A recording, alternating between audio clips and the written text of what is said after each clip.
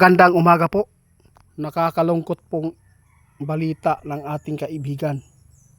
Tungkol po ito kay Sir Bato de la Rosa. Mayroon lang pong advice si kaibigan ngayon, kung sino man po yung makapanood sa ating video. Alam po ninyo guys, yung mga kalaban ng mga Duterte ay napakadelikado dahil nais nilang pataubin ang mga malalapit sa mga Duterte at malalakas ang dating sa politiko. Alam po niyo guys kung bakit nila ginawa ito, para mapabagsak po nila. Kasi walang ibang kalaban po ang nasyonal. Mas malakas po ang mga politiko natin dito sa lokal kaysa ikumpara doon sa nasyonal guys. Kaibigan, ito po ang natuklasan ng ating kaibigan. Kasi gusto po ng ating kaibigan na iparating sa lahat. Yung video natin guys, na yung kung saan ito ay ipinapaabot sa atin na ipatanong sa kaibigan natin at para maturo daw kung saan. Pasensya na kayo guys, niluluho ko lang kayo. Ito po ang totoong nakita ng ating kaibigan tungkol po sa plano ng mga jablong ito, kaibigan. Kawawa guys. Pagkatapos ni Bato dito guys, pag naaresto ito, sabi ng ating kaibigan, isusunod na naman po si Bongo. Alam po niyo kung bakit? Kasi malapit po sa mga Duterte ito. Dahil malalakas po itong mga politikong ito dahil napakarami mga taong humahanga dito. Nananawagan si kaibigan kung sino man po ang nakakilala kay Bato de la Rosa ngayon, kung saan po siya ngayon, pakisabi na lang na huwag talaga magpakita sa Senado at huwag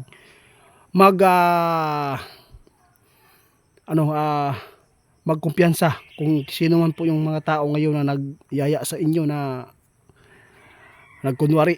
Magkunwari lang po yan na tutulong sa inyo. Ayaw pakita, ayaw padakop, sabi ng ating kaibigan. Bakit po kaibigan? Ano po ba natuklasan mo dito? Pag nadakip ka nito, posibleng matulad ka ni Tatay Digong doon. Yun po ang nakita ng ating kaibigan guys.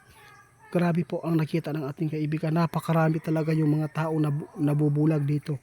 No? Akala po nila santo ang mga taong ito ngayon.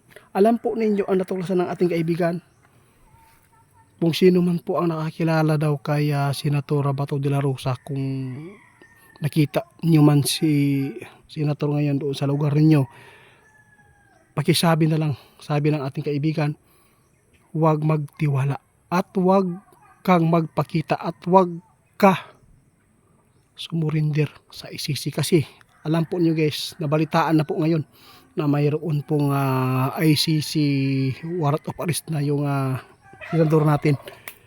Sus, grabe kaibigan, no? Kasakit ba? Parang mga santo yung mga taong ito guys, yung mga taong gustong lugmok sa mga partido ng mga Duterte. Kasi walang ibang pinaka malakas na mga politiko, na mga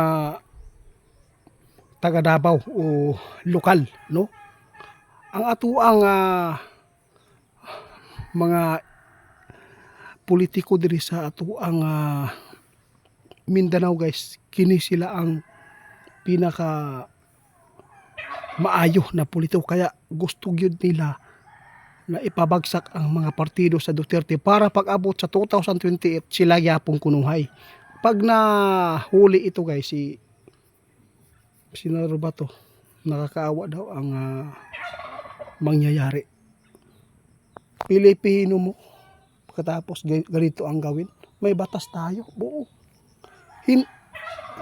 Sabi ng ating kaibigan, hindi makapangyarihan po yung ICC. Guys, kung ang ating bansa na hadlangan yung plano ng ICC.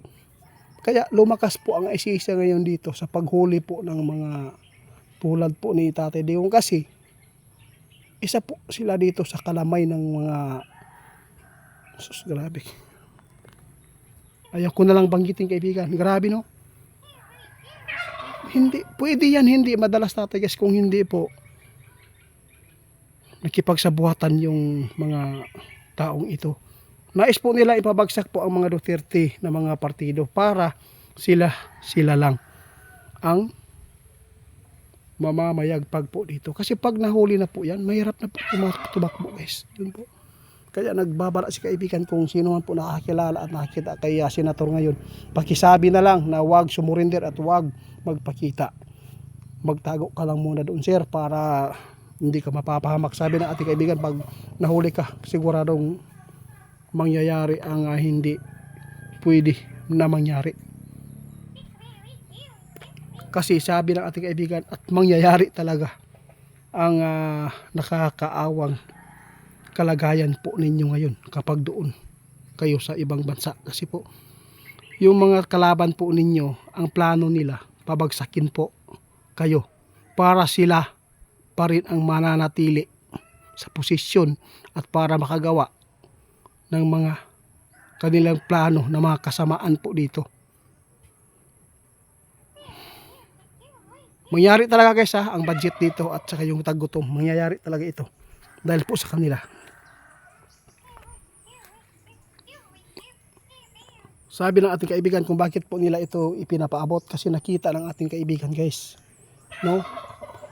Si senator talagang mayroon na talagang arrest warrant doon sa ICC. Ngunit hindi pa totally ipinapalabas dahil po para magkampante po itong senador natin para po agad-agad lang mapusasan. Alam po ba niyo kung sino po ang unang pupusas ito at sinong huli?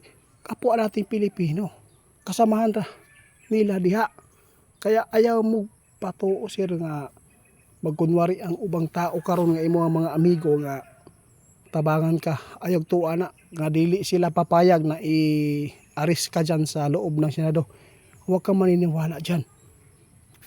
No? Pinapapasok ka lang sa bitag para ikaw ay makuha. Yun po ang nais nila babagsakin po ang mga Duterte ngayon.